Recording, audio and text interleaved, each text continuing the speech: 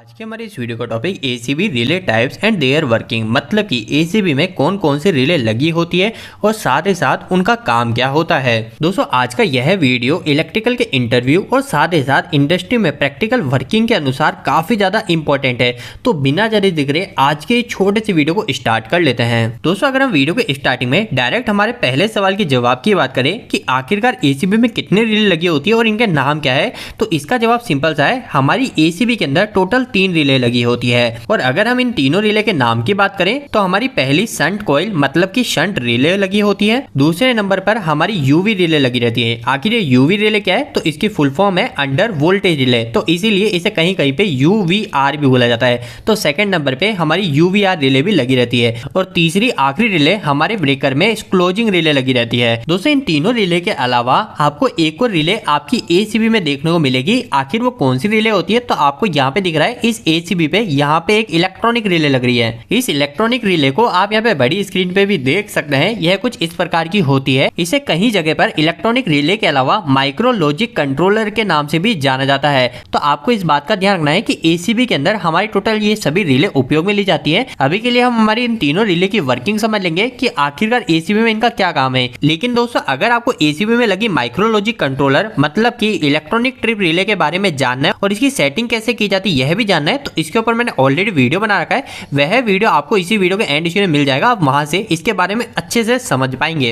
अभी के लिए दोस्तों हम हमारी मुख्य इन तीनों रिले के बारे में एक एक करके समझ लेते हैं। सबसे पहले हम बात कर लेते हैं कि आखिरकार ये शंट कॉइल मतलब कि शंट रिले एसीबी में क्यों लगी होती है। तो दोस्तों यह जो हमारी shunt relay shunt coil ACB में लगी रहती है, इसकी वर्किंग काफी ज्यादा सिंपल सी है। इसकी मदद से हम हमारे सर्किट ब्रेकर को रिमोटली स्विच ऑफ करवा सकते हैं, मतलब कि आप कहीं से भी कंट्रोलिंग लेके इस एसीबी को ऑफ और ट्रिप करवा सकते हैं। आपको मैं एक और बात बताना चाहता हूं कि यह तो आपको एसीबी में सुनने को मिल रहा है कि शंट कॉइल या शंट रिले लगी होती है। इसके अलावा हमारी जो एमसीसीबी होती है मतलब मॉड्यूल के सर्किट ब्रेकर होता है, उसके अंदर भी हमारी शंट रिले लगी रहती है। अब आखिरकार इन दोनों में शंट रिले का काम क्या है, तो इसका काम काफी ज्यादा सिंपल सा है। मैं रिमोटली मतलब कि कहीं दूर से एक्सटर्नली हमारे सर्किट ब्रेकर को ऑफ करा सकता हूं। इसके बाद में हम सेकंड रिले की बात कर लेते हैं जो कि हमारे यूवीआर मतलब कि अंडर वोल्टेज रिले। आखिर ये अंडर वोल्टेज रिले क्या है, तो दोस्तों इसके नाम से हमें पता चल जाता है यह जो अंडर वोल्टेज रिले होती है इसका काम होता है हमारे एसीबी के अंदर जो वोल्टेज आ रहे हैं वो कहीं कम तो नहीं है। जैसे कि उदाहरण के लिए मान लीजिए कि हमारी जो एसीबी है ये एसीबी हमारी 415 वोल्टेज की है, मतलब कि इसके इनपुट में हमारे 415 वोल्टेज जा रहे हैं और एसीबी के आउटपुट से हमारे वापस 415 वोल्टेज मिल रहे हैं, जिससे हमने हमारे लोड को कनेक्ट कर रखा है, हमने हमारे उपकरण को चला रखा है। अब दोस्तों कई केस में क्या होता है, किसी भी कारणवश हमारे एसीबी के अंदर आने वाले जो वोल्टेज है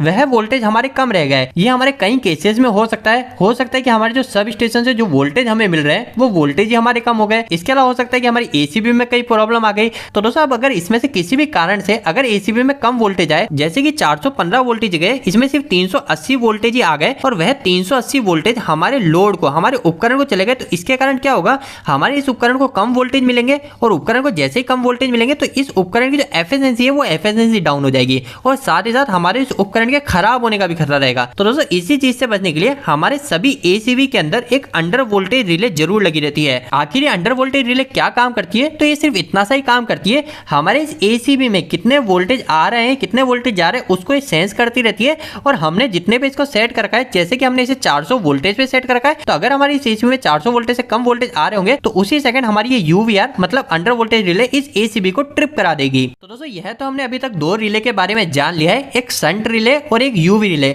आपको यहाँ पे एक बात का ध्यान रखना है, हमारी जितनी भी एसीबी आती है मार्केट के अंदर उन सभी एसीबी के अंदर आपको ये दोनों रिले जरूर देखने को मिलेगी, एक शंट रिले एक यूवी रिले। लेकिन हमारी जो तीसरी रिले है जिसको हम क्लोजिंग रिले के नाम से जानते हैं, यह आपको सभी सर्किट ब्रेकर में देखने को नहीं मिलेगी। अब आखिरकार ये हमारी कौन सी एसीबी में होगी कौन सी एसीबी में नहीं होगी, तो दोस्तों हमारी एसीबी जो होती है वो टोटल 2 टाइप्स की होती है। एक होती है हमारी एमडीओ टाइप एसीबी और एक होती है हमारी ईडीओ टाइप एसीबी। अब दोस्तों यह जो हमारी एमडीओ टाइप एसीबी होती है इसके अंदर कभी भी आपको क्लोजिंग रिले देखने को नहीं मिलेगी। आखिरकार ये एमडीओ ईडीओ क्या है, इसके ऊपर मैंने ऑलरेडी एक डेडिकेटेड वीडियो बना रखा है, आप इसके बारे में अच्छे से हमारे उस वीडियो में देख सकते हैं। वह वीडियो आपको इसी वीडियो के एंड स्क्रीन में मिल जाएगा।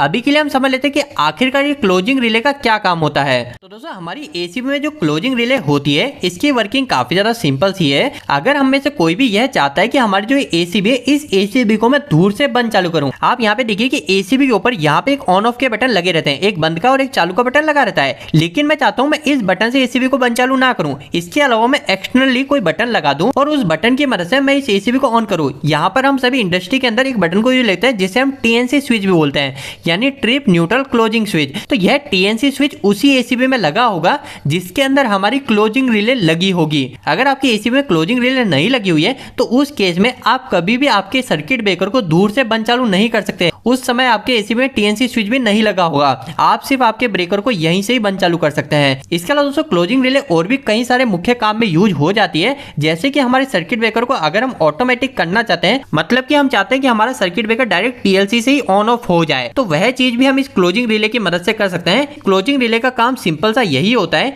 कि इसकी मदद से हम हमारी एसीबी को कहीं से भी बंद चालू कर सकते हैं। हमें पास में जाकर इसे बटन दबाने की जरूरत नहीं है, हमें सिर्फ हमारी क्लोजिंग रिले में उसके रेटेड वोल्टेज के हिसाब से वोल्टेज देने। जैसे कि अगर क्लोजिंग रिले 415 वोल्टेज लग रही है तो हम सिर्फ 415 वोल्टेज देंगे और हमारी ये एसीबी स्टार्ट हो जाएगी। तो दोस्तों उम्मीद करता हूं कि आज के इस वीडियो के माध्यम से आपको कहीं ना कहीं कुछ बेहतर जानकारी मिली होगी। आपको ये वीडियो कैसा लगा, इस वीडियो को लाइक करके जरूर बताएं। अगर आपको कोई भी सवाल इस वीडियो के प्रति या फिर इलेक्ट्रिक, आप मुझे नीचे कमेंट बॉक्स में कमेंट करके पूछ सकते हैं। इलेक्ट्रिकल वीडियो से आप देखना पसंद करते हैं आज हमारे चैनल को सब्सक्राइब कर लीजिए। आज के लिए धन्यवाद।